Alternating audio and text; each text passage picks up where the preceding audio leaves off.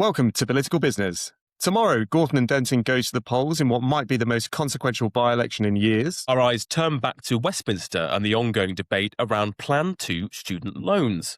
And Global Council's gone into administration. What happens to the clients, the people and the work when a firm like that disappears overnight? So much anticipated over recent weeks. Finally, not least for the poor residents of Gorton and Denton who've been inundated with reams and reams and reams of leaflets and door knocks and journalists and photographers.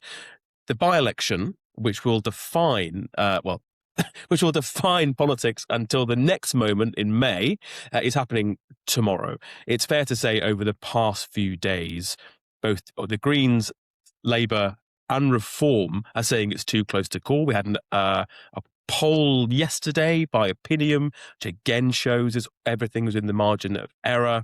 It now comes down to briefing from all three parties. You have to manage the expectation of potentially losing the seat without encouraging turnout for another party. Nathan, talk us through the dynamic of the briefing wars and how it's different from by-elections of old. Well, this is a seat that Labour won in 2024 with more than 50% of the vote and a majority of 13,000. So the fact that it's even in contention is quite an extraordinary political development anyway. But it is interesting that we've spoken to senior people in all three camps this week, Labour, Reform and the Greens, and they all think they can win. And I think that tells you everything about how tight this race is going to be. You know, postal votes will have landed, actual votes will have been cast at this point. We know from the polls that things are very, very tight. And actually, all of the major parties that are in contention in this race are all trying to claim victory. The betting markets have the Greens ahead. The Prime Minister made a visit to the constituency earlier this week. I can't tell whether it's genuinely really tight or whether everyone's just trying to spin their own narrative post the result on Friday morning. What do you think? Yeah, a bit of pre-rolling of the pitch, pre-briefing. I think, look, you're right that Labour won this with a massive majority in that landslide victory in 2024. But the fact is governing parties lose by-elections. So the fact that Labour, after the Mandelson issues, Epstein, after everything that we've seen with the reversals of policy and the popularity of the Prime Minister himself, who is still polling at the lowest of any Prime Minister in polling history, Labour could still win this by-election. That would be remarkable, genuinely remarkable. And I think, as I was in Parliament this morning, and it's fair to say, the view amongst members of the Parliamentary Labour Party is, well, if Keir Starmer was supposed to wear the defeat, then he's probably going to be allowed to wear a victory as well. And of course, Keir Starmer went up to the constituency on Monday. I don't think you send a sitting Prime Minister to a by-election late in the day if you think you've lost it. So I think that's a clear signal. I think the real winner in Labour terms will be Andy Burnham. So his name has been all over this by-election for Labour. There's been postcards going out. A postcard from Andy has gone to target voters in recent days as part of the Get Out the Vote effort. The campaign's been organised by his ally and Labour Deputy Leader, Lucy Powell. So if Labour wins this, then I think a lot of credit will go to Andy Burnham. And if Labour lose it, then I think it'll be said that Labour should have had Andy Burnham as the candidate. So it's a good time to be Andy Burnham, probably when it comes to political capital. The Prime Minister did sit down privately with Andy Burnham, apparently a bit of peace talks, talking about the need to unite to beat reform. Also, Andy and others, Lucy Powell and other senior politicians have been doing small group sessions with groups of swing voters to persuade them, there's quite a lot of time investment to persuade them to back Labour. And I've been told there's been quite a move of switchers to the Greens, switching back to Labour. That's definitely the target territory. And partly this is going to be about turnout, but it's also going to be about the strength of the operation. I think the challenge for Reform and the Greens is not only is this a Labour parliamentary constituency, this is the Labour-run local authority, Labour mayoralty. There's a huge amount of Labour infrastructure in Greater Manchester in general and in this constituency. And as we all know, that's years of data, that's sitting councillors with their networks, that's activists coming in from elsewhere within Greater Manchester, never mind people are being sent from outside Greater Manchester. MPs are going up tomorrow, today. There's phone banks galore out of Labour HQ. There's no shortage of student activists being sent as well from the Labour clubs. So Labour's got the ground game. The Greens are starting from zero. So I've got some reports that, the Greens it's all very enthusiastic. People kind of not really sure what they're doing. It's all about literature, not about doorstep conversations. And reform, I think, as well, it's a bit like they're seen as kind of, I've had reports of reform activists kind of seem to be like slightly dazed on the streets. I think that speaks to the infrastructure difference. It could make, if Labour win, I think it will be largely down to the operation, or indeed if they don't lose badly. I think this is the first time we've seen that dynamic, because obviously in the Caerphilly by-election for the Senate, Labour were out of the race quite early, and therefore we had Reform versus Plaid. Plaid had infrastructure there already. I think the Plaid candidate had stood in every election for 15 years or something, and then to Reform had a standing start. I think probably the most analogous election after to this current one with a three-way split was probably Hamilton for Holyrood, which was the SNP, Labour, and Reform. And again, Labour and the SNP had the historic infrastructure. Yeah. So this is interesting, where the Greens and Reform have tried to make it about each other in order to try and crowd out Labour, but actually looks like that hasn't happened successfully. I think certainly about 2 weeks ago, I remember speaking to you, Nathan, kind of saying, people are saying privately, this isn't a lost cause for Labour. So there's a real change there. What does it mean if Labour win? I think it probably means absolutely nothing for the Prime Minister. He'll get a bit of credit for it, but he's not going anywhere anytime soon, I don't think, which we've talked about before. If Labour come second or third, I think, quite frankly, people say it's priced in. Labour, governing parties lose by-elections. There's going to be a lot of critique, particularly of the Green campaign and it being sectarian. I think that's just politics, actually. I'm afraid people need to get over that. It's fair to say the view amongst Labour MPs is, if Labour don't win, they'd rather Reform win than the Greens. Yeah. One, because Reform's already established as a major opposition force to Labour, particularly in the Northwest. Obviously had the Runcorn by-election not that long ago. But people just don't. It'll be a breakthrough moment for the Green Party to win a parliamentary by-election, especially this close to the May elections. And even some London councillors are saying, this would really get the Greens tails up. And in fact, someone said to me, we thought we'd seen that Owen Jones smirk disappear when Corbyn was put to bed, and to see it come back under Jack Polanski is just unbearable as they book their train ticket to go up to Manchester. So I think in the Labour world, real view that Labour could win it. If not, better Reform than the Greens. I do think it's quite interesting that the Prime Minister made the visit this week, not necessarily for the reasons that we all might assume, which is Labour is seeing results that, potentially make it seem as though they can win this, but possibly because they need to reinforce this framing that they are the alternative to Reform. Greens and Labour have been fighting over which one of them is the anti-Reform candidate most likely to win this contest. The Prime Minister going down there with all of the power that the Prime Minister's office brings, the media attention, constituents notice that kind of thing, shows it's close, but it also shows that maybe they're doing one last push to ensure that they are the alternative to Reform. I think it's really interesting that a few weeks ago, everyone was generally talking about Reform, marching this seat with relative ease. The Prime Minister's in a lot of trouble. Who's going to be second, Greens or Labour? Actually, we could end up with a situation here where it's Labour, Greens, Reform.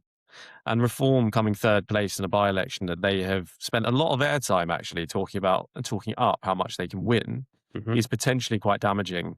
And these, does lead to some questions about the Reform operation generally, how sustainable it is.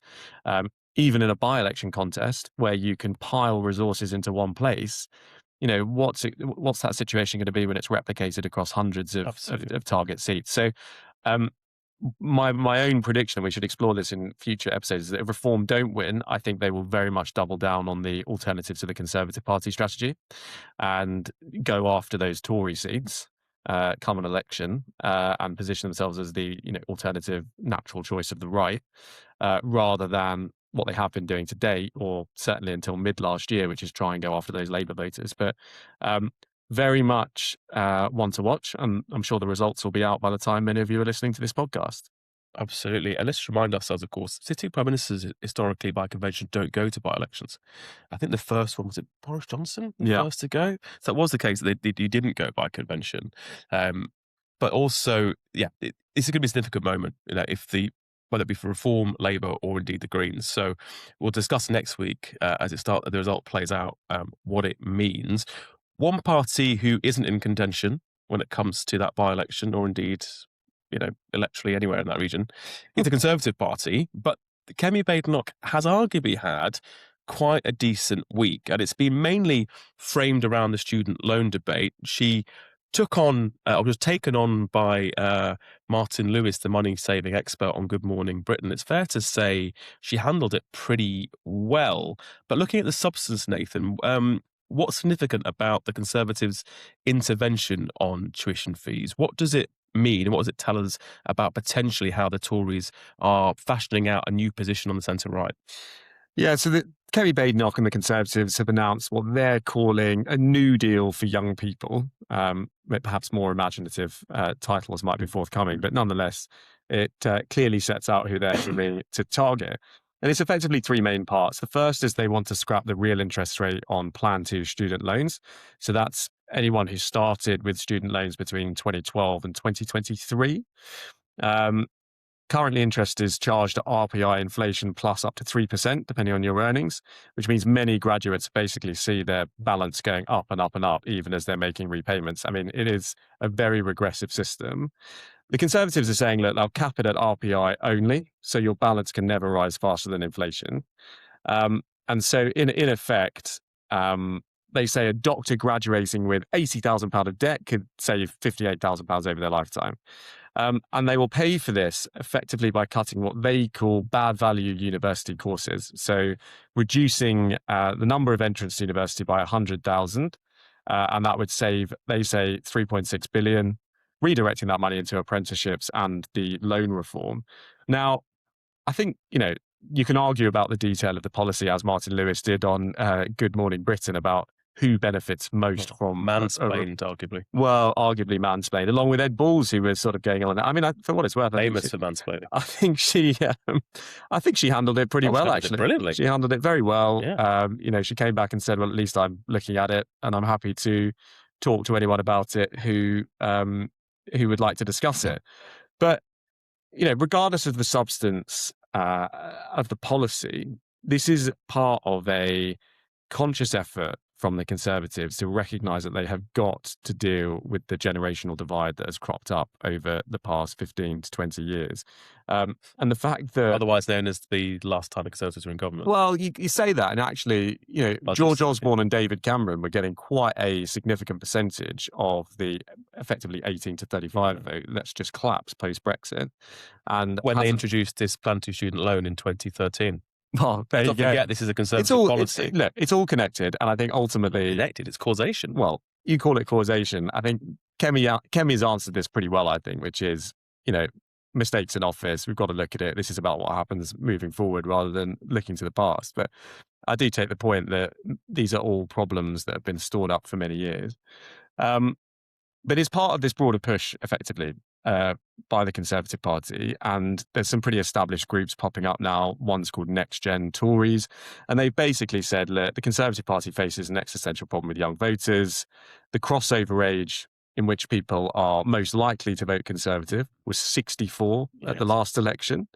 And only 8% of 18 to 24-year-olds voted Conservative at the last election. So clearly there is no future for a Conservative Party that doesn't have a decent, sound and structured proposition to the next generation.